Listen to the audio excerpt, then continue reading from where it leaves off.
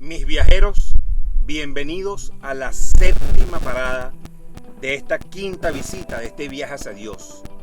En esta oportunidad estamos hablando del Mesías y estamos hablando ahora en esta parada de cómo era la vida social en la época de Jesús y cómo era importantísimo para un buen liderazgo poder diagnosticar las culturas que hay alrededor de la sociedad y las distintas formas como se mueven. Bueno, en la parada anterior vimos que habían dos grandes sistemas, el sistema romano y el sistema judío. Y dentro del sistema judío vamos a ver la importancia de entender cómo funcionaba el templo de Jerusalén y cómo se interactuaba con las provincias. Para comenzar, en toda sociedad siempre tienes la clase alta, clase media y clase baja. En la época de Jesús, la clase alta tenía el componente religioso con los sumos sacerdotes del templo. Tenías el componente militar y económico de los que estaban alrededor de los romanos, cobrando impuestos, etc.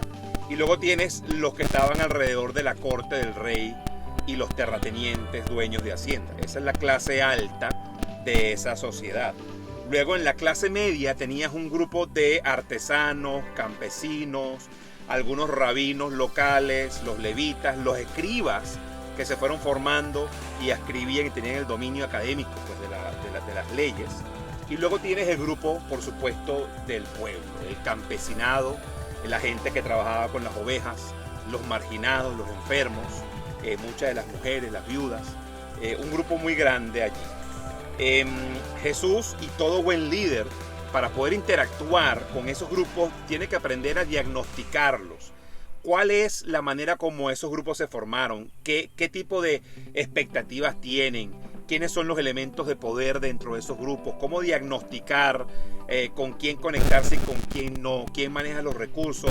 ¿Quién le hace caso a quién? Esos elementos son vitales. Y en el caso de Jesús, él formó un grupo de seguidores que tenían gente de todas esas partes.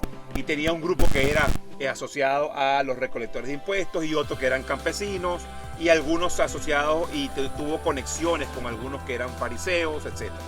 Entonces durante todo ese periodo tenía esas interacciones. Hay algunos grupos ya locales muy específicos de esa cultura que vale la pena entender. Primero tienes los famosos celotas, los guerreros, los revolucionarios, los que querían de alguna manera que el pueblo judío se independizara de Roma. Tienes el grupo de los esenios, son un grupo más bien del desierto, son los hippies del momento que se alejaban de las grandes autoridades para vivir una vida de austeridad. Luego tienes el grupo de los samaritanos, un grupo de personas que vivían en una zona determinada, que eran considerados contaminados, que no estaban puros de acuerdo a los establecimientos de los judíos. Ese grupo de personas había que buscar la manera de no interactuar con ellos, los consideraban menores. Luego tienes el grupo de todos los que estaban en la diáspora, los helenos, los griegos, gente de otras zonas del Mediterráneo que venían al templo a peregrinar.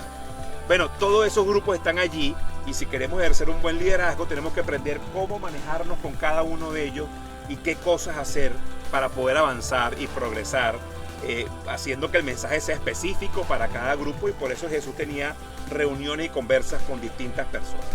Ahora, en algunos casos esas reuniones no eran tan fáciles, esas conversas eran complejas y eran grupos que consideraban enemigos a Jesús. Por lo tanto, tenía que requerir mucho coraje para interactuar con ellos porque estaba en verdadero peligro, al punto tal que algunos de esos grupos, en particular los asociados al templo de Jerusalén, empujaron a que fuese llevado al Vía Crucis. Y por supuesto, el grupo de los romanos terminan crucificándolo. Entonces el coraje es importante en el tema del liderazgo y ese coraje lo vamos a hablar entonces alrededor del templo.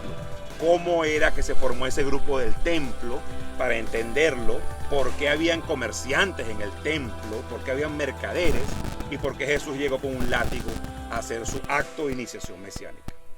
Nos vemos entonces prontamente.